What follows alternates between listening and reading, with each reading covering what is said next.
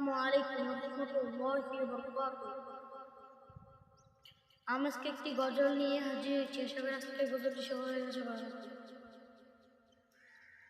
আমারই চোখের তারায় তোমার প্রেমের আলো, সারাটা জীবন জুড়ে বাসবো তোমায় ভালো।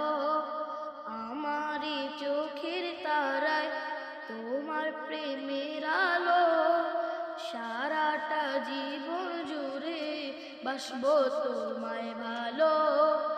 তোমার নামে কিছু ভরে যায় আমার বুক, তোমার নামে কিছু ভরে যায় আমার বুক, তাই তো তোমাকে ডাকি প্রতিটি প্রভু।